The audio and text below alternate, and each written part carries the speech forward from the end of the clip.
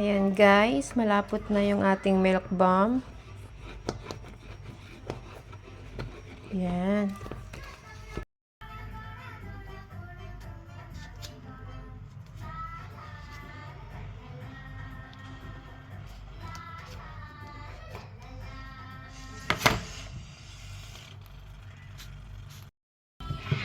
Ayan, ganito yung texture niya guys.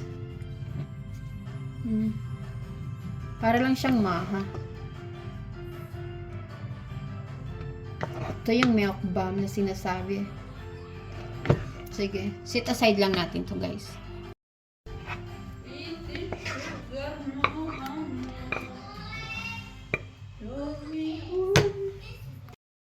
Ayan guys, gagawa tayo ng milk bomb. Ito yung dough na gagawin natin. Mayroon tayo ditong glutinous rice. 1 cup. And then, lagyan natin siya ng cornstarch. 2 spoon. Maglagay din tayo guys ng sugar. 2 spoon din. Konti lang kasi matamis yung palaman natin. And a little bit salt. Wow! A little bit! Lagyan din natin siya ng powder milk. 2 spoon din. Yan guys, lagyan natin ng water. Mainit na water yung nilagay ko para medyo mas maganda siyang imasa. Ayan, dahan-dahan lang natin. Ayan guys, ganito na yung texture ng mochi ko. Yan, mahirap siyang imasa ha. Yan. Nilagyan ko lang siya ng konting color. Pinatakan ko lang siya para maganda naman yung kulay niya. Ayan. Ayan guys. Malinis po ang kamay ko guys ah.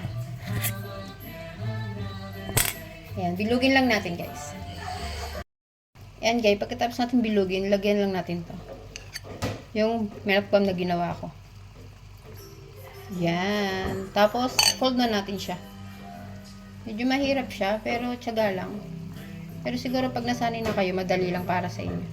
Ayan. Ayan. Tapos bilugin nyo lang.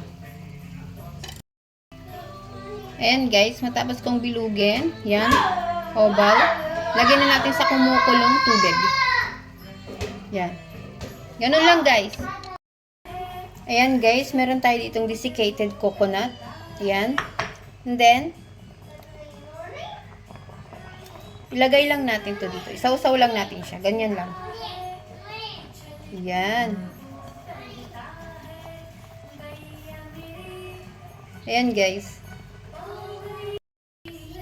Yan guys, ubusin lang natin siya. Tapusin natin to.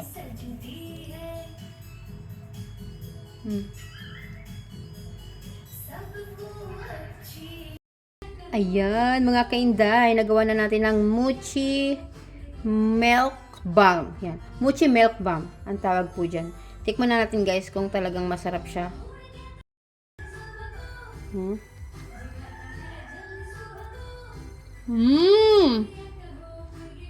Yan niya guys, yung ginawa ko. Sobrang sarap niya guys. Kaya gawin nyo na. Siya pa.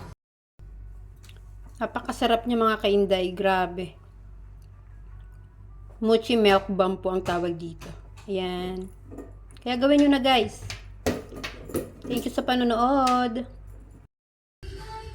Tingnan naman mga kainday ang ginawa kong milk mochi. Okay.